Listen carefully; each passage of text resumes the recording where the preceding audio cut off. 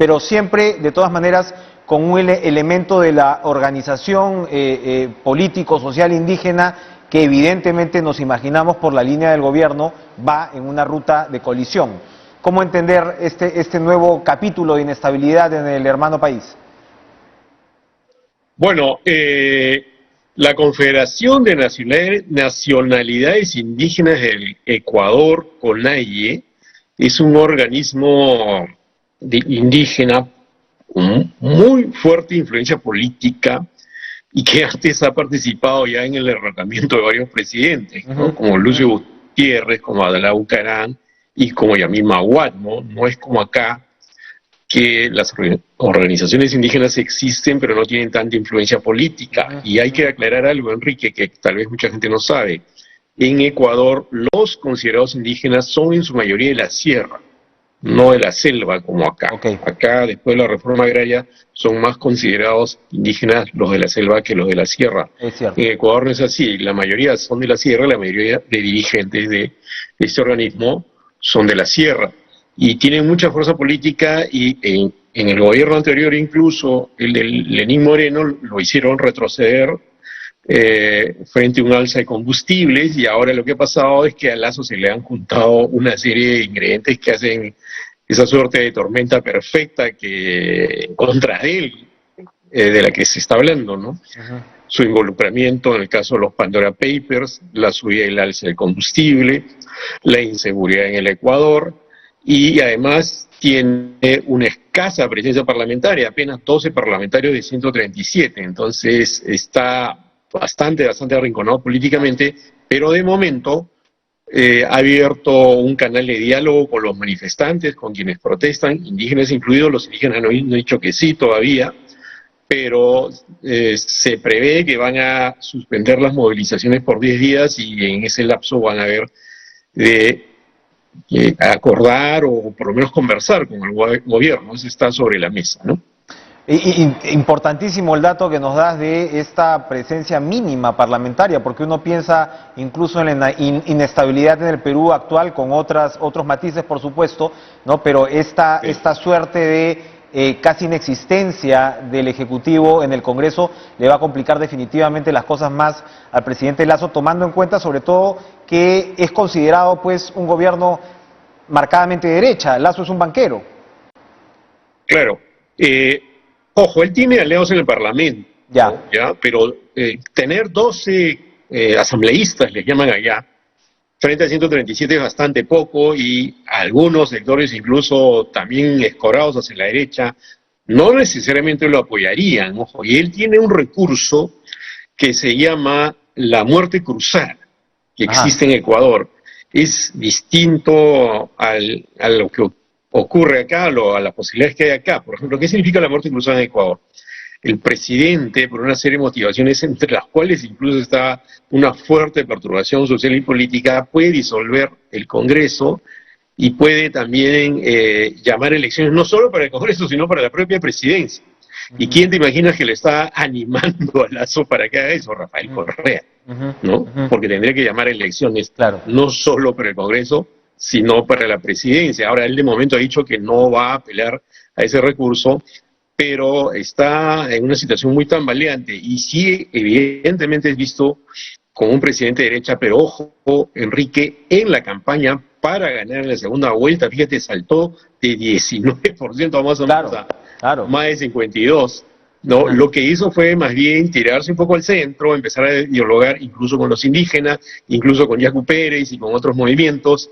Yacu Pérez era un candidato indígena que casi pasa la segunda vuelta, algunos lo habrían apoyado, ¿no? Incluso indígenas lo habrían apoyado, pero una vez en el gobierno ha virado nuevamente hacia la derecha y está tratando de aplicar lo que en América Latina suele llamarse un programa clásico neoliberal, y aplicarlo en Ecuador yo creo que es inviable casi en cualquier país. Eso ya no se puede hacer. Hace unos años era viable, pero ahora las resistencias sociales son demasiado grandes, ¿no?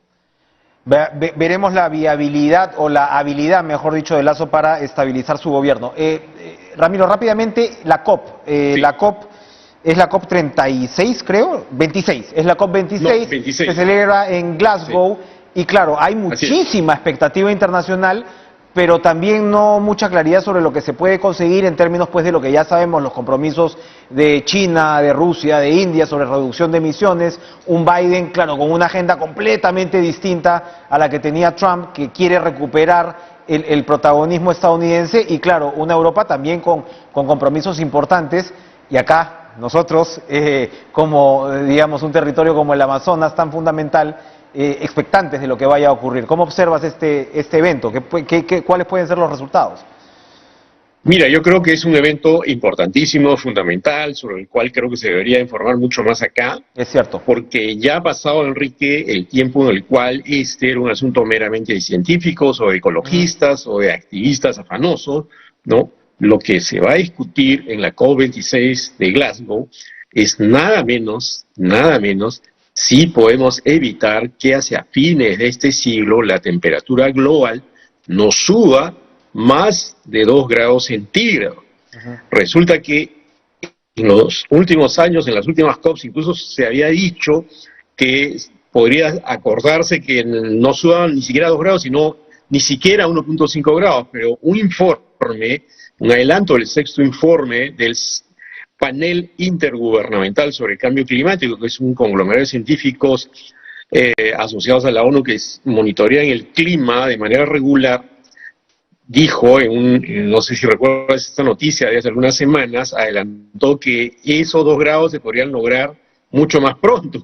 No había que esperar a fin de siglo porque no estaban funcionando los acuerdos o los compromisos, digamos, las contribuciones nacionales determinadas que tiene cada país en virtud del Acuerdo de París. Es decir, cada país muestra hace un ofrecimiento y dice vamos a bajar las emisiones en tal cantidad. Pero eso no se está cumpliendo, entonces el problema se está agravando. Recordarás que hubo 48 grados de temperatura en Canadá, nada menos en Canadá, incendios en California, huracanes más intensos, una serie de fenómenos que están diciendo claramente que este problema se agrava. Entonces, la COP26 debería afianzar el compromiso para que los países realmente cumplan sus contribuciones nacionales determinadas, y en eso son claves, como ha sugerido China, que es el primer emisor de gases de efecto invernadero, y Estados Unidos, que es el segundo. La Unión Europea está bastante comprometida, incluso ya habla de carbono neutralidad, es decir, el momento en que hay emisiones que se pueden mitigar con los sumidores de carbono, que habitualmente son los bosques o el mar. Entonces, es muy difícil lograrlo porque hay un estilo de vida instalado en el planeta, en una forma de industrializar, una forma de vivir, ¿no?, que implica mucho miedo de los políticos de tomar medidas, porque son medidas que pueden ser impopulares, como que usen menos el auto, por ejemplo, ¿no?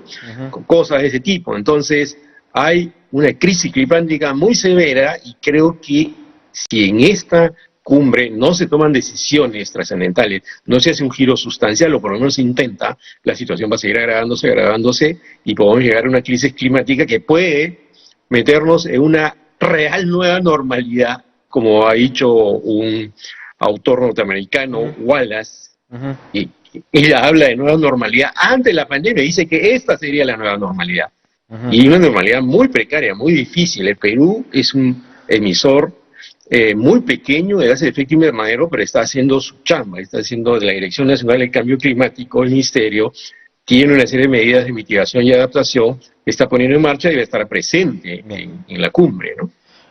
Interesantísimo, importantísimo, y como señalas, es un evento que tendría que, y esperamos que en los próximos días tenga más atención, ¿no?, de discusión, porque además estamos directamente interesados, somos protagonistas. ¿Cómo olvidar la COP previa a la de París en Lima, donde en realidad se sentaron las bases para lo que se discute hoy? Gracias, Ramiro, como siempre, un gusto verte. Gracias a ti, Enrique, un gusto saludarte y un saludo a los televidentes. Gracias. Vamos a ir a una pausa.